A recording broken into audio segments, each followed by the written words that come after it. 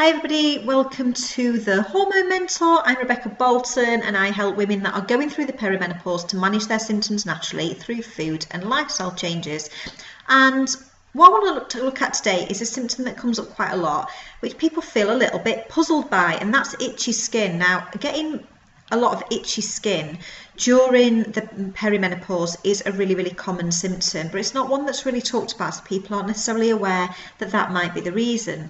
Now, the main reason why it could be is that your estrogen levels are declining, as they do when you're heading towards the menopause, and when that happens, it affects your skin because one of estrogen's functions is actually to help keep moisture in your skin. So when the levels are dropping, you're not necessarily producing the amount of oil that's needed to keep your skin from being irritated and dry. It also affects the production of collagen. So if you are not producing enough collagen, you don't have enough elasticity in your skin, it doesn't feel plump, and you can get irritations and you can feel a lot of itchiness, and also leads to wrinkles. So we definitely don't want that. So making sure that you are increasing those estrogen levels naturally is really important if you're suffering with this.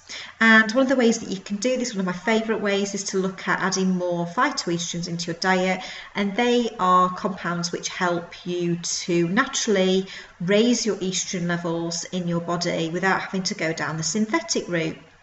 And you can find them in things like flax seeds and pumpkin seeds, and you also find them in things like soy products. Now, I don't like to go down the over-processed soy route, which is sort of yogurts and milks and things, but looking at the more natural things like soybeans added to salads, and also things like tofu and tempeh, which can be added to stir fries and used as a vegetarian option.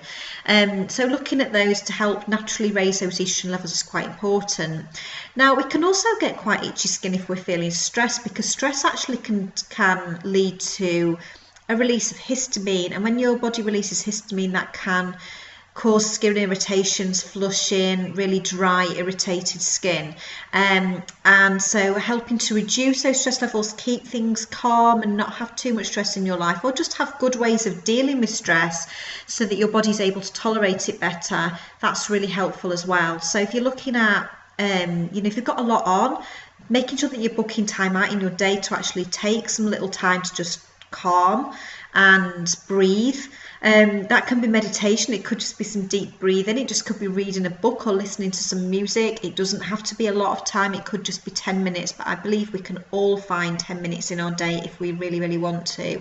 So looking at that is really important for helping to reduce the release of histamine, which none of us really want in our body. Now, another thing is that we might be dehydrated. If you are dehydrated, that actually leads to an increase in uric acid in the body, and that can mean that your skin is irritated and you feel quite itchy as well. So making sure that you're actually cutting back on caffeine is important, because that makes you more dehydrated. So you'd think that having that liquid would help to hydrate you, but it doesn't. The caffeine dehydrates you. So having plenty of water, cutting back on caffeine and reducing that down to maybe 1 to 2 cups a day can be really beneficial for all kinds of hormonal issues, but specifically this one today. So I would recommend, that you make sure that you're drinking 8 cups of water a day, that you're making sure that you are moisturising regularly, that you're cutting back on caffeine, that you are introducing those phytoestrogens, and also thinking about the kind of fabrics that you're having on your skin. So the clothes that you're using, more natural fabrics, will mean that you won't feel quite so irritated. Often synthetic fabrics can be quite itchy and they can irritate it even more. So I hope that's been helpful for you, and that it's opened your eyes a little bit to how this might actually be a symptom of the perimenopause, and not just that your skin is getting old and you are not producing as much moisture. There is actually a reason behind it, and there are things that you can do about it.